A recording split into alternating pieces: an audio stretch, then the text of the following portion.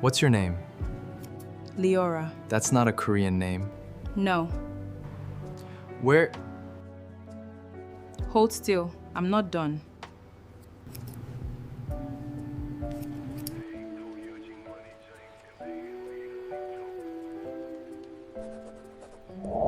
To understand how a heart that closed itself off for good nearly didn't stay that way, you have to go back to the afternoon the sky wouldn't stop falling. The shop sat at the end of a narrow street in one of Seoul's older districts, tucked between a noodle place that had outlived 3 generations of owners and a shuttered print shop nobody had the heart to tear down. It had been open for 31 years. The mirrors were original. The barber pole out front had a crack running down its side that nobody bothered to fix because regulars liked it that way. It meant the place hadn't changed, even as everything around it had. In the mornings, steam rose off the tteokbokki cart parked outside the noodle shop before either business technically opened, curling past the barbershop window like the street itself needed a moment to wake up properly. By evening, the same stretch of road turned gold under streetlights that had needed replacing for longer than anyone could remember, and the sound of clippers buzzing past closing time had become, for the people who lived nearby, as ordinary and reassuring as a passing train. Every morning, the same handful of regulars filled the same handful of seats before the shop technically opened, drinking instant coffee out of paper cups and arguing about baseball scores from the night before. 3 things Mr. Bay liked to announce to anyone new, holding up the correct number of fingers each time like the math needed confirming: strong coffee, sharp blades, and a woman who will tell you exactly what she thinks of your hairline. He wasn't wrong about any of it. The bell above the door had a particular pitch everyone in the shop could distinguish from any other bell on the street, the kind of detail that only becomes second nature after years of listening for it. Leora had been cutting hair there for 4 years, and in that time she had never once been asked to leave early, never once had a client request someone else, and never once let herself believe either of those things meant anything beyond skill. She remembered the specific client who'd asked on her very first week if there was a real barber available. She'd answered him by finishing the haircut he was already midway getting from someone else, cutting in afterward to fix what the other barber had botched, free of charge, just to make the point without having to say it out loud. He'd been a regular of hers ever since and told the story to anyone who'd listen, usually adding details that weren't true but made it better. She kept her chair the way she kept everything else, clean, precise, untouched by sentiment. Combs lined up by size, towels folded the same way every morning, a small radio that played the same static-edged station because changing it felt like inviting noise she didn't need. She was the only woman who had ever held a chair in that shop, and for the first year, half the regulars had treated that fact like a joke that hadn't landed yet. They stopped laughing once they saw her work. A straight razor in her hand moved like something inherited, not learned, and within 18 months, she had her own line that outlasted the men who doubted her. Sung-ho had given her that chair without asking a single question about why a woman with no ties to the city had walked in one afternoon and asked to be tested instead of hired. He'd watched her hands for 4 minutes and offered her the position before she finished the second client. He never told her he'd canceled 2 of his own appointments that day just to watch her work a 3rd time, convincing himself it was due diligence. He kept a small ledger of expenses that nobody else ever looked at, and tucked somewhere in the back pages, in handwriting smaller than the rest, were the dates of every milestone the shop had passed since she arrived. The day her client list outgrew the appointment book, the day a magazine mentioned the shop by name for the first time, the day a regular brought his newborn son in just so Leora could be the first to cut his hair. He never told her he kept track. He told himself it was just good business sense to know these things. 4 years later, he still hadn't told her much of anything. He ran the shop the way he ran his own feelings, competently, quietly, and with a discipline that nobody mistook for what it actually was. He remembered how she liked her coffee without needing reminding. He kept her favorite chair, the one nearest the window, the one with the best light, without ever explaining why he'd moved the schedule around to make sure it stayed open for her. He walked the same direction home most nights, a block behind, never once suggesting they walk together, telling himself it was simply the way to his own apartment. It wasn't. His actual apartment was in the opposite direction, a fact he'd quietly stopped mentioning to anyone who might do the math. Leora knew none of this, not because she wasn't perceptive, she noticed everything, it was half of why she was so good at her job, but because she had trained herself deliberately and completely not to look for it. Attention from men was a door she had shut years ago, and she'd gotten good at not testing the handle that she rarely thought about the room behind it at all. That Tuesday, the rain came without warning, the kind that turns a 10-minute walk into a soaked apology. The street outside had emptied except for a small, fast-moving cluster of people near the corner, phones raised, voices climbing over each other in a way that had nothing to do with weather. He ducked down 2 side streets already, cutting through an alley that smelled like the noodle shop's dumpster, before he spotted the cracked barber pole and made a decision he hadn't fully thought through. Anywhere with a door that closed was better than where he currently stood, recognized, exposed, and completely unprepared for rain this committed. The door to the shop opened hard enough to ring the bell twice. He came in like the building itself had personally agreed to hide him, soaked through, breathing like he'd been moving faster than he wanted anyone to notice, eyes flicking once toward the window before he seemed to remember himself and straightened up, running a hand through dripping hair like that might undo the last 90 seconds. Leora didn't look up from the client in her chair. Sit anywhere that isn't bleeding on my floor. It wasn't the response he expected. He laughed, short, surprised, genuine, and dropped into the empty chair 2 seats down, like the sound of his own laugh had loosened something in his shoulders. He used the weight to study her work instead of his phone, something he couldn't remember doing in longer than he wanted to admit. She moved like the work required no thought at all, comb and scissors trading places in a rhythm that looked less like a skill and more like a language she simply always knew how to speak. By the time she finished with her client and turned to him, he'd composed himself into something closer to charming. I need a haircut, He said. You need a towel. She said, not unkindly, already reaching for one and tossing it without ceremony. Sit down properly if you want the chair. He sat down properly. He also kept talking, which she hadn't asked for and didn't seem to want, judging by the speed with which she snapped the cape around his shoulders, like she was settling an argument rather than starting a service. Rough day. You're not gonna ask why? No? Most people would at least pretend to care. I'm not most people's barber. Clearly. He shifted in the chair, testing how far he could push without losing the towel privileges. Do you ever ask your clients anything? I ask if they want it shorter on the sides. That's it? That's usually all anyone actually wants to be asked. He grinned at that, the kind of grin that had clearly worked on rooms of people who weren't currently running a comb through his hair like he was an inconvenience she was being professional about. I don't actually need a haircut. I'm aware. You're going to cut it anyway? You sat in the chair. That's the agreement. He studied her in the mirror the way someone studies a puzzle they've decided, for no good reason, to enjoy rather than solve. She worked without performing for him, without the small softening most people did automatically around someone they recognized, and it took him an embarrassingly long moment to realize what was actually happening. She didn't know who he was. In a city where he couldn't walk 4 blocks without his name trailing behind him like weather, he had just spent 2 full minutes being scolded by a woman who clearly had no idea and didn't appear to care to find out. It was, without exaggeration, the most peace he'd felt in 8 months. What's your name? He asked, because apparently boundaries were a concept he tested rather than respected, though he asked it lightly enough that she didn't bother being offended. Leora. That's not a Korean name. No. Where? Hold still. She said, tilting his head with 2 fingers in the kind of authority that ended the question before it finished forming. Still. I'm not done. He held still. He also, for reasons he couldn't entirely explain to himself later, kept grinning the whole rest of the cut, at the ceiling, at nothing, at the absurd, unfamiliar relief of being told what to do by someone who wanted absolutely nothing from him except for him to stop moving. When she finished, the cut was barely different from how he'd come in.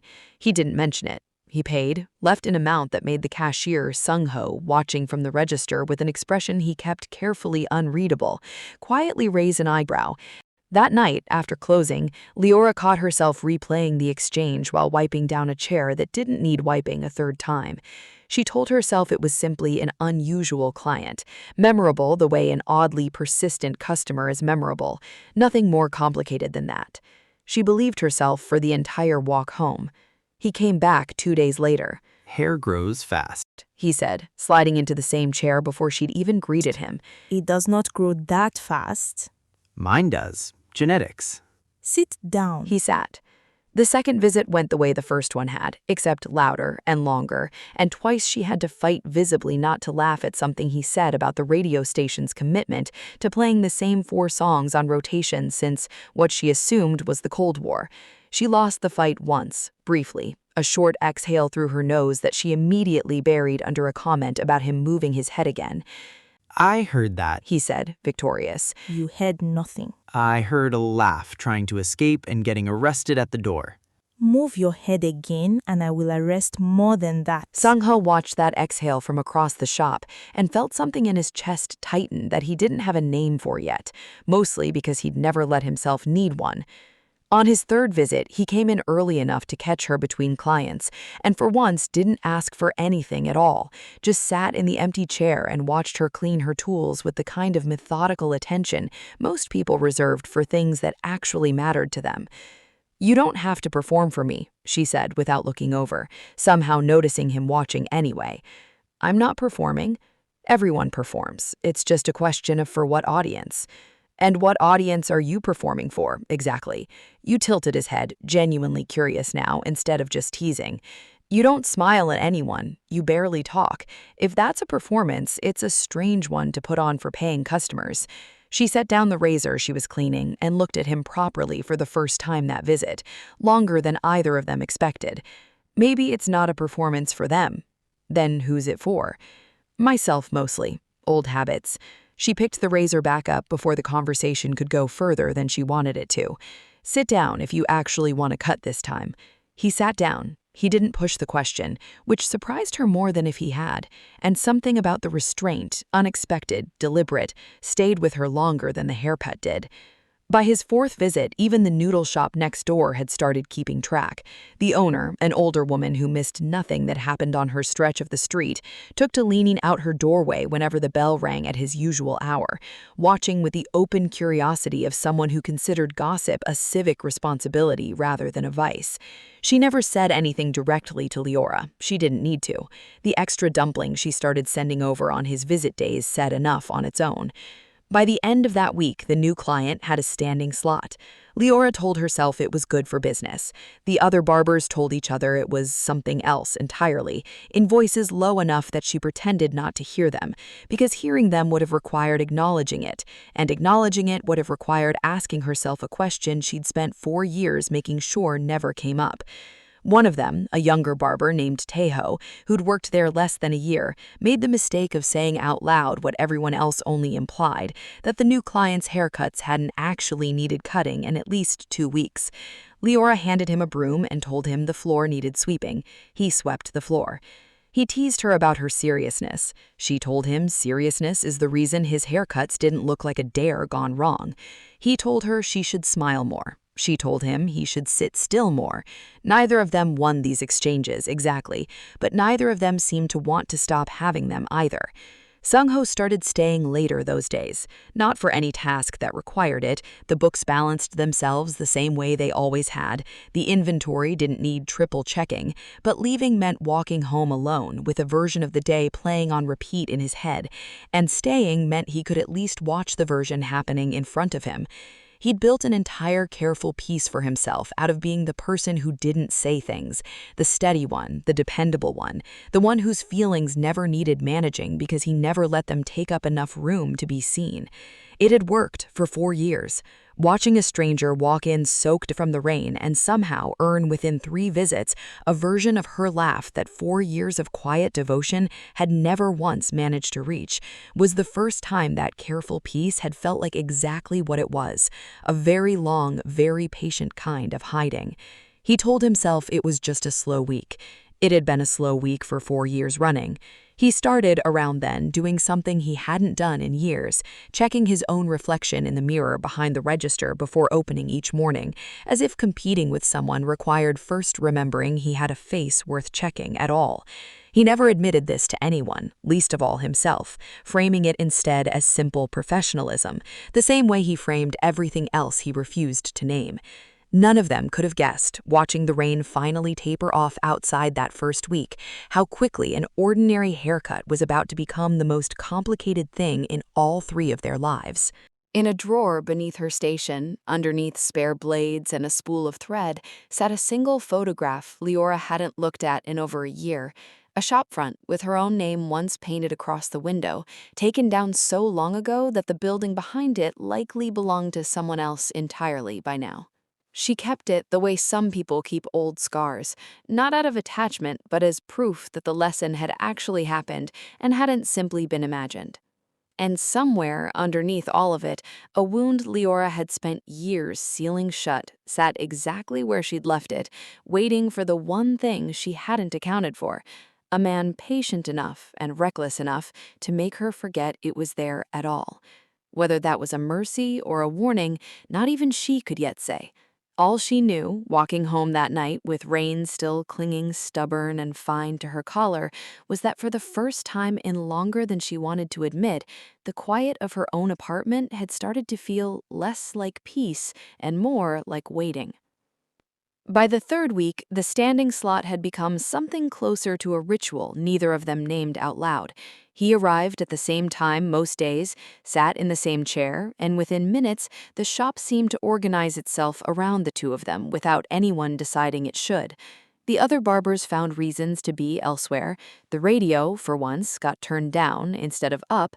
Even the cracked barber pole outside seemed to spin a little more proudly those weeks, though that, of course, was Leora's imagination working overtime in directions she refused to examine too closely. He tried more than once to get her to guess something about him in return, favorite food, a hidden talent, anything that might even the trade of information slightly in his favor. She refused every time on principle, though she did eventually admit, after he guessed wrong 3 times in a row, that she was hopeless at chess, and had been since a client tried to teach her over the course of an entire winter and given up by spring. "I could teach you. You'd lose interest by the 2nd lesson. I have shockingly good follow-through when something interests me. Your haircut appointments suggest otherwise. You don't actually need any of these. That's different. That's not follow-through, that's strategy. Sit still, strategist." On Wednesdays, for reasons neither of them ever explained out loud, he started bringing a small paper bag of roasted chestnuts from the cart 2 streets over, setting them on the counter beside her tools without comment, the way you'd leave something for a cat that hadn't decided yet whether it wanted to be fed. The first week, she ignored it entirely. The 2nd week, she ate exactly 3 and pretended she hadn't. By the 3rd week, she'd started leaving the bag open instead of folding it shut, which he correctly read as the closest thing to gratitude he was going to get, and never once mentioned it because mentioning it would have ruined it. Sung-ho noticed the pattern before he let himself understand it. He noticed the way Leora's shoulders dropped half an inch when the bell over the door rang at the right time of day and tightened back up the second she caught herself doing it. He noticed how her sentences got faster around the new client, sharper, the way people talk when they're working hard to sound unaffected. He told himself it was nothing. He told himself that several more times than the claim deserved. There had been a moment 2 days earlier when he'd almost said something, standing in the doorway to the back room while she laughed at some comment he hadn't quite caught, the words already forming in his mouth, something about overtime, about being careful, about nothing in particular that would have actually meant anything. He swallowed it instead and went back to counting register receipts that had already been counted twice. One evening, closing up, he found a reason to ask, He's here a lot. He's a customer. Customers don't usually request the same exact slot for 3 weeks. Are you running the books or running my chair now? It came out sharper than she meant it. Sung-ho didn't flinch, but something behind his eyes closed a door it had been holding open for a while. "Just an observation," he said, and went back to the register and didn't bring it up again for a long time, which was its own kind of answer. Hyunwoo, for his part, had stopped pretending the haircuts meant anything. He'd started bringing things: a coffee he never asked for and always drank anyway, a small joke he'd clearly been saving since the last visit, a question about her day that he actually waited for the answer to, instead of using as a setup for a punchline. One afternoon, he showed up holding a small, badly wrapped package that turned out to be a set of combs, the expensive kind she'd mentioned once in passing weeks earlier, never expecting anyone to remember. "You don't need to do this," she said, turning the box over without opening it. "I know." "Then why?" "Because you mentioned the bristles on your good comb were wearing down, and I happened to remember. And remembering things about people is apparently a love language now, according to an article I definitely didn't read just to figure out what to do with that information." She didn't thank him properly. She also didn't give the combs back, and 3 days later, he noticed the new set sitting in the exact spot her old ones used to occupy, which told him everything the silence around it never would. Sung-ho noticed the new combs too, same as he noticed everything else, and said nothing about them either, filing the detail away in the same private ledger where he kept all the things about her he'd decided not to mention out loud. What Hyun-woo didn't say, because it sounded melodramatic out loud, was that he'd spent the better part of a decade surrounded by people whose attention he could never fully trust, assistants paid to anticipate his moods, fans who loved a version of him assembled from interviews and edited clips, colleagues who measured every kindness against what it might cost or earn them later. He'd gotten so used to translating affection into transaction that he'd nearly forgotten what it felt like to receive something for no reason at all. A bag of chestnuts that cost him nothing and meant everything wasn't really about the chestnuts. It was about being the one who got to give something freely for once to someone who didn't need anything from him in return. The teasing hadn't disappeared. It had just stopped being the whole point. It was on a Thursday, the shop empty except for the two of them and the low hum of rain returning outside, that he finally said something he hadn't planned to say. He'd started the way he usually did, with a small complaint dressed up as a joke. "I think the weather's started doing this on purpose," he said, shaking water from his sleeve like it owed him an apology, "like it's personally invested in keeping me trapped in this chair. The weather doesn't know you exist. The weather clearly disagrees." She answered the way she usually did, deadpan, unimpressed, halfway listening, comb already moving through hair that didn't actually need it.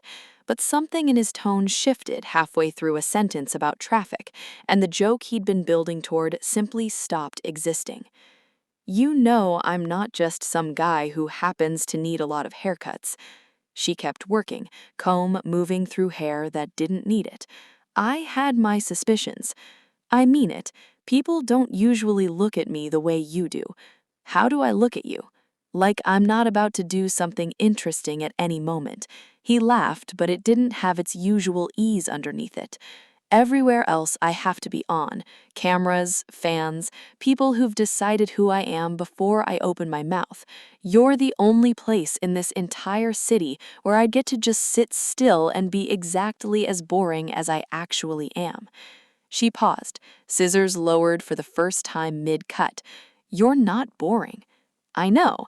That's the part that scared me." He met her eyes in the mirror, and for once there was no performance behind it, nothing angled for effect. "I look forward to this more than I look forward to almost anything else in my week. I wanted you to know that, not as a joke." The shop felt very quiet. She set the scissors down on the tray with more care than the moment required, buying herself a few seconds she clearly needed. "I don't know what to do with that," she said. It was the most honest sentence she'd given him since the day he walked in soaked from the rain.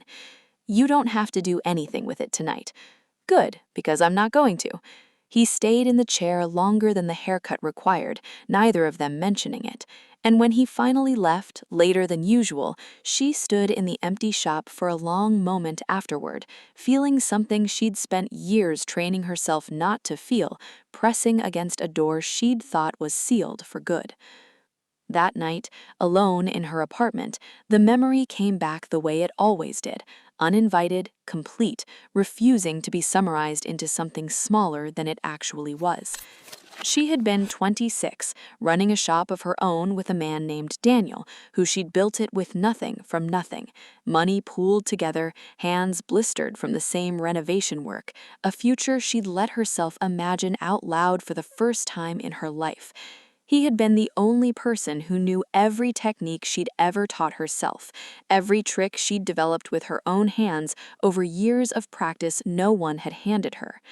She remembered the morning clearly, a regular client in the chair, 3 others waiting, the bell over the door ringing as Daniel walked in with 2 men she didn't know. "There she is," he'd said loud enough for the whole room, smiling the smile she'd once mistaken for warmth. "Leora, these gentlemen are going to be helping us expand." She smiled back, confused but not yet afraid, until he turned to the waiting clients and kept talking. "Effective today, the shop's under new management, mine. Leora's welcome to find work elsewhere. There's plenty of shops that take her, I'm sure." He'd said it lightly, almost kindly, like he was doing her a favor by saying it to her face instead of behind her back. She remembered the silence afterward. Not shock, worse, the particular silence of people deciding in real time not to defend her. The client in her own chair had looked at the floor. The 3 waiting had looked at their phones. Nobody had said a single word on her behalf, not even the ones who'd known her for years, who'd eaten meals at her table, who'd called her a friend in every way except the one that mattered when it actually counted. "You built half of this with your own hands," she'd said, quietly, not yet willing to raise her voice in front of strangers. "And I'm building the rest of it without you," he'd answered, not unkindly, which somehow made it worse. He'd taken the clients, he'd taken the name, he'd taken somehow even the credit for techniques she'd spent a decade perfecting, repeating them back to people who'd watched her use them for years, and somehow believing him anyway. She'd left with a single bag and a determination so absolute it had carried her across an ocean and into a city where nobody knew her name, where she could build something entirely her own, with no one left to hand pieces of it away. She had promised herself, standing on a curb outside that shop for the last time, that she would never again let a man close enough to take something from her that she couldn't survive losing. She'd taken nothing from inside the shop except a single straight razor that had been her grandmother's, the only item Daniel hadn't thought worth arguing over, mostly because he hadn't recognized its value. It was the only blade she still used for closing shaves, 4 years and an ocean away, the only piece of that old life she'd allowed herself to keep. 4 years later, sitting in her dark apartment with a stranger's words still echoing, "I look forward to this more than almost anything else in my week," she understood, with a clarity that frightened her more than the memory itself, that the promise was already cracking. Quick pause, my loves. If this story already has your heart a little full, drop a like and tell me where you're watching from and how the weather feels there right now. I love knowing where my Cupid family is tuning in from tonight. Like, subscribe, share this with someone who still believes in love like this, and let's get back to them because it's about to get so much harder to look away. The next morning, she arrived at the shop early, before anyone else, and found Sung-ho already there, going through inventory that didn't need going through. "You're here early," she said. "So are you." Neither of them said anything else for a while. He handed her a coffee without being asked, the way he always did, and she took it without thinking about what it meant, the way she always did. "Can I ask you something?" he said, eventually, not looking up from the clipboard in his hands. "You usually just ask. Are you happy here?" The question landed strangely. "I built my whole life here." "That's not what I asked." "I know what you asked." She set the coffee down, considering it longer than the question seemed to deserve. "I don't really think about happy. I think about steady. Steady's worked fine for 4 years. Steady's not the same as happy. No, she agreed, it's not, but it's the one I know how to keep. You make it sound like happiness requires a different skill set entirely. Doesn't it? Maybe, he said, setting the clipboard down for once. Or maybe happy's just steady that finally stopped being afraid of itself. She didn't have an answer for that one, which was answer enough for both of them. He wanted to say more. He'd wanted to say more for 4 years. Instead, he picked up his clipboard and went back to counting inventory he'd already counted twice, and she went to open the shop for the day, and the moment passed the way all the others had, close and quiet and gone. The noodle shop owner caught her that same evening, sweeping the sidewalk in front of both their doors at the same time the way they sometimes did without planning it. "You're cutting that man's hair an awful lot for someone who hates wasting time," the woman said, not looking up from her broom. "It's good for business." The woman swept in silence for a moment, then added with the casual cruelty of someone who'd earned the right to it through decades of friendship, "You used to walk home faster." "I don't know what that means." "It means you used to walk like a woman in a hurry to be alone. Now you walk like a woman who isn't sure she wants to get there." Leora didn't have a response for that, which the woman seemed to take as confirmation of something she'd already suspected. She patted Leora once on the arm, the closest thing to advice she ever offered anyone, and went back inside without saying anything further, leaving Leora alone with the particular discomfort of being seen clearly by someone who'd never once asked her to explain herself. She thought about that walk the rest of the evening, turning the woman's words over like a stone she couldn't decide whether to keep or throw.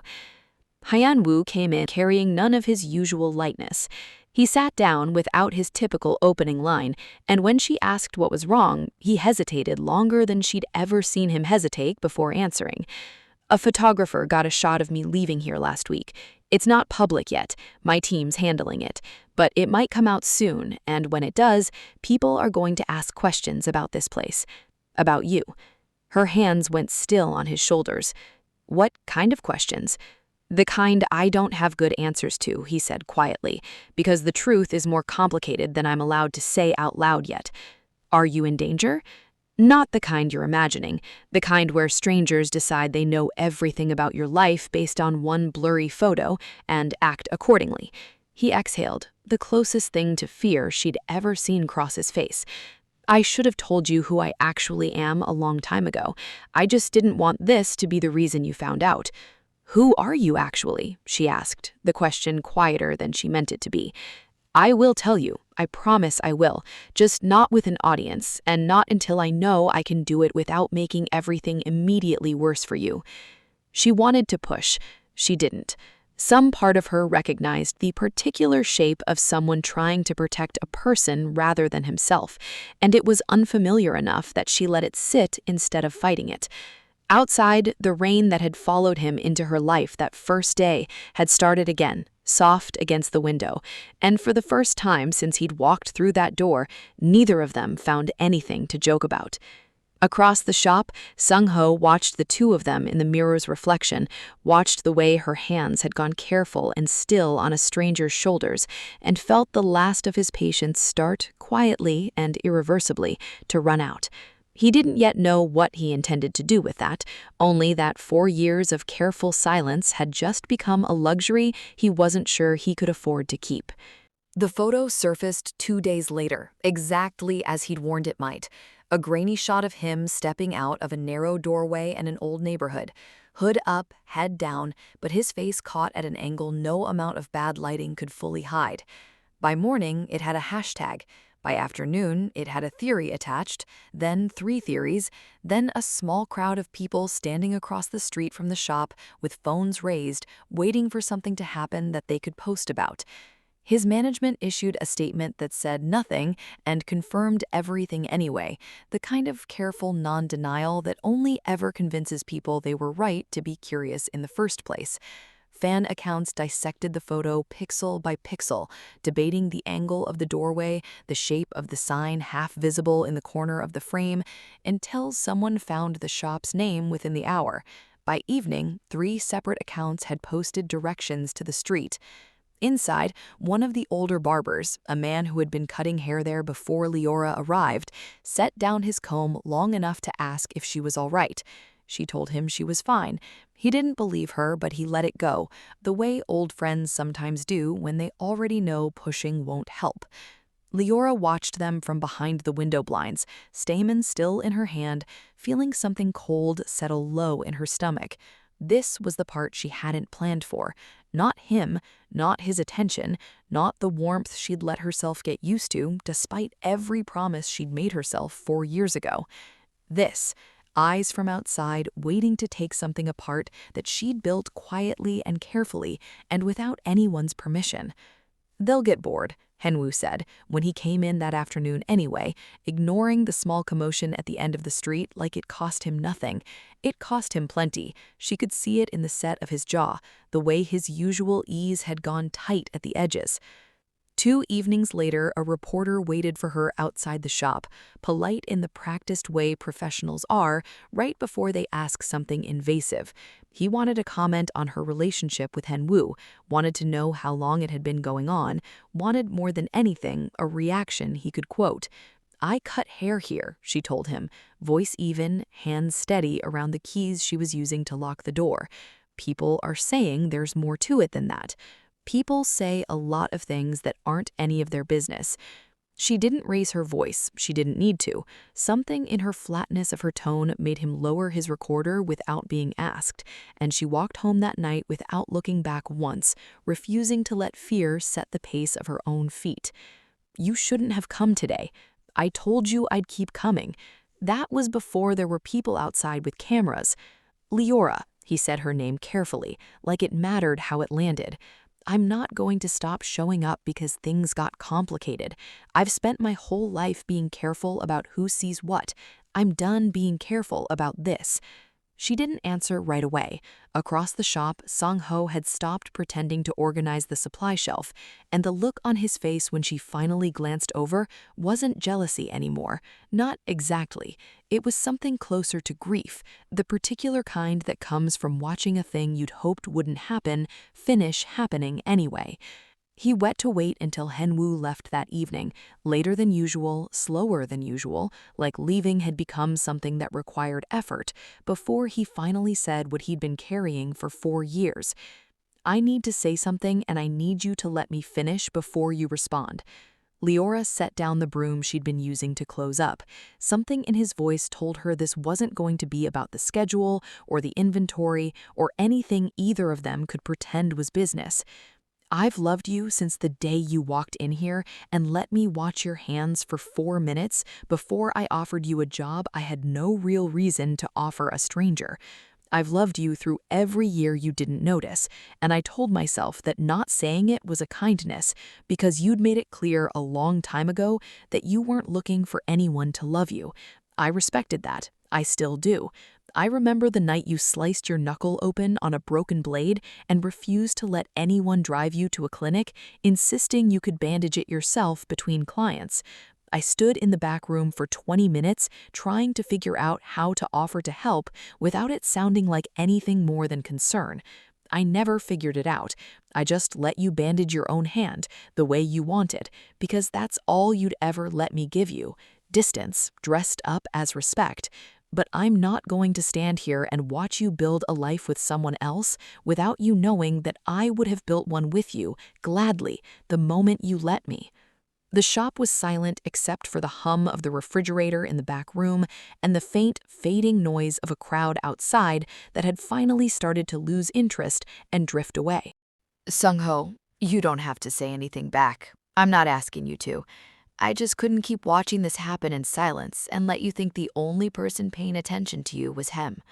She crossed the small distance between them and took his hand, not as a romantic gesture, but as the only honest thing she had to offer, the hand of someone who had built a friendship with him brick by brick over 4 years and refused to let it crumble out of guilt or convenience. "You gave me a chair when no one else would have. You gave me 4 years of steadiness I didn't know I needed until I had it. I love you for that. I think I'll love you for that my whole life. But it isn't the same love you're describing, and pretending otherwise wouldn't be a kindness to either of us." He nodded slowly, jaw tight, eyes bright in a way he refused to let fall any further than that. I know, he said quietly. I think I've known for a while. I just needed to say it once, out loud, so it stopped living only in my head. Thank you for saying it. Thank you for not pretending you didn't hear it. It wasn't a clean ending for him. Grief rarely is. But there was a dignity in the way he said it, and a dignity in the way she received it. And when he left the shop that night, he left as a man who had finally put down something he'd carried alone for far too long. Lighter, even if it didn't yet feel that way. What he didn't know was that his words, the honesty of them, the years of patience behind them, had done something neither of them intended. They had cracked something loose in Leora that Hyun-woo's persistence hadn't fully managed to reach, the fear that loving someone meant eventually losing everything to them. She didn't sleep that night. She sat with a memory of Daniel's voice announcing her own shop out from under her, and she sat with Sung-ho's voice saying, I would have built a life with you, gladly. And she sat with the warmth of a man who told her without flinching that her chair was the only place in the city he didn't have to perform. She thought about the version of herself that had built this entire careful life, 4 years of identical towels folded the same way, 4 years of a radio she refused to change, 4 years of the absence of risk for the presence of peace. She thought about how much of that carefulness had actually been grief wearing the costume of discipline, and how long she might have kept calling it strength if nobody had ever walked through her door soaking wet and refused to leave her alone in it. For the first time in 4 years, she let herself ask a question she'd spent that entire time refusing to ask. What if steady isn't the same as safe? What if safe was never actually the goal? She found Hyun-woo 3 days later, not at the shop, but waiting outside it in the early morning before opening, like he'd been coming back every day at this hour just in case. You're here early, she echoed words that suddenly carried more weight than they had the first time she'd said them. I've been here every morning since the photo went public. I didn't want you walking up to a closed door wondering if I'd disappeared the second things got difficult. That would have been the easier thing to do. I'm not interested in the easier thing. She studied him for a long moment, rain-damp morning light catching the same stubborn patience she'd first found so irritating and now couldn't imagine her days without. I need to tell you something, and I need you to actually listen, because I've never said this out loud to anyone. He went still in a way that told her he understood the weight of what was coming.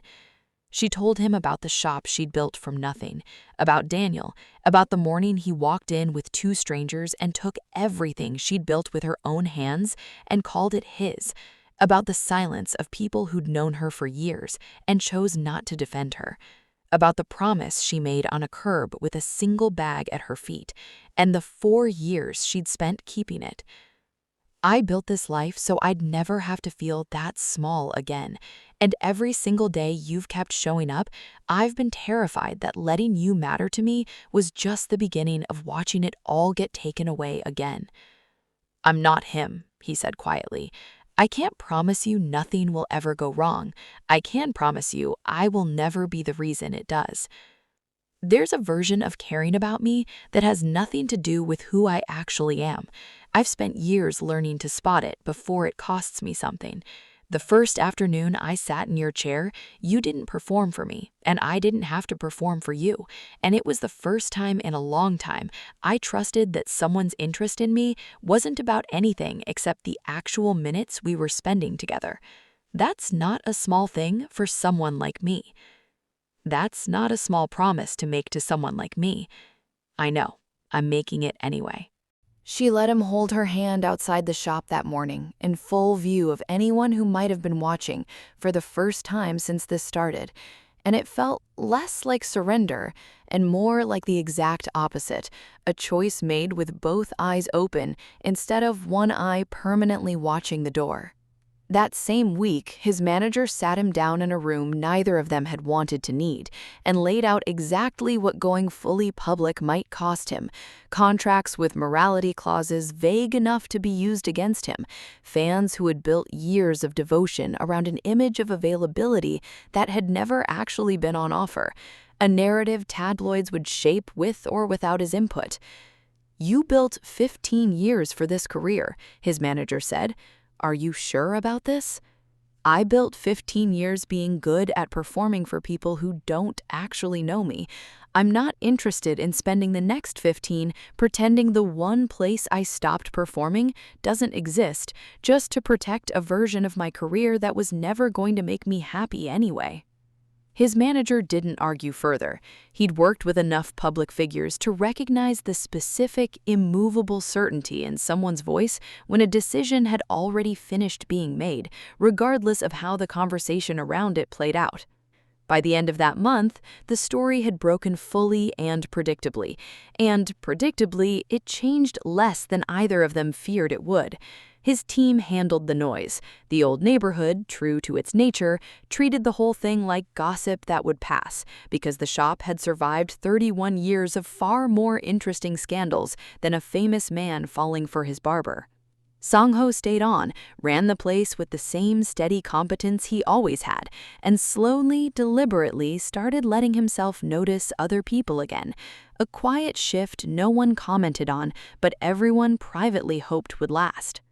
A year later, on an ordinary Thursday that he insisted on treating like nothing unusual, Hyun-woo sat in her chair one final time as a customer, and when she finished the cut and reached for the cape to remove it, he caught her hand instead and got down on one knee in the middle of the shop he'd first walked into soaking wet and desperate to disappear.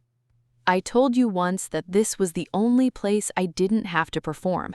I'd like it to be the place where the rest of my life actually starts. Marry me." She said yes before he finished the sentence, scissors still in her other hand, laughing in a way that had nothing careful left in it at all.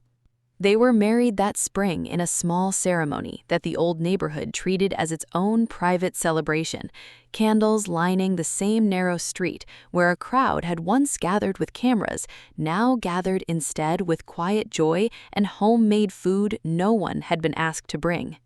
Sang-ho gave the first toast, his voice steady in the way it always was, except for one brief pause halfway through when he looked at Leora and seemed to consider, then discard, a sentence he'd clearly written and rewritten more than once.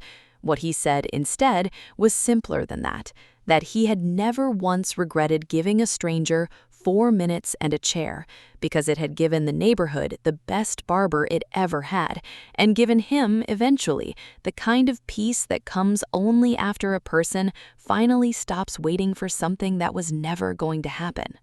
Leora's vows were short, the way everything she said tended to be when it mattered most. She told Hyun-woo she had spent 4 years building a life specifically designed to need no one, and that loving him hadn't dismantled that life, so much as proven to her it never needed to be built that way at all. He didn't try to match her brevity. His vows ran long enough that the officiant had to clear his throat twice, and nobody in the crowd seemed to mind. 2 years after that, Leora sat in the same chair she'd held for 6 years, one hand resting against the curve of her stomach, watching her husband attempt, badly, to sweep hair clippings into a dustpan while arguing that he was helping. He gave up on the dustpan entirely and crossed the floor to crouch beside her chair instead, resting his hand over hers against the curve of her stomach, like he still couldn't quite believe it was real. "Boy or girl?" he asked for the 100th time that month. "We agreed not to find out." "I know what we agreed. I'm asking what you think." "I think," she said, "that whichever one it is going to grow up thinking it's perfectly normal for their father to get scolded daily in a barbershop." "Hold still," he said, grinning up at her the exact way she had first said those words to him, rain still drying in his hair, a stranger with nowhere else he wanted to be. She let him stay exactly where he was. Sang-ho, behind the register, caught her eye and smiled the easy, unburdened smile of a man who had finally fully let go of something in order to make room for something else. He'd started seeing someone new that spring, a quiet woman who ran the flower stall 2 streets over, and the regulars liked to joke that she'd learned to read him better in 3 months than anyone in the neighborhood had managed in a decade. He never confirmed or denied it. He just kept the shop running, steady as ever, the way he always had. The shop still smelled the way it always had, pomade and rain and old wood that had absorbed 31 years of stories. The same cracked barber pole still spun outside, never repaired, because nobody who mattered had ever wanted it fixed. The radio, against all odds, still played the same 4 songs on rotation, and nobody touched the dial anymore. Not out of habit, but because some things, once they've earned their place, are better left exactly as they are. It would absorb this one too, like it absorbed all of them, quietly, permanently, and without ever needing to be told how rare it was. You have reached the end, and that makes you a cherished part of our Cupid family. Thank you for loving this one the way you did. Drop a comment. I read every single one and reply with my whole heart. And stay close because the next story of love finding its way home is already on its way.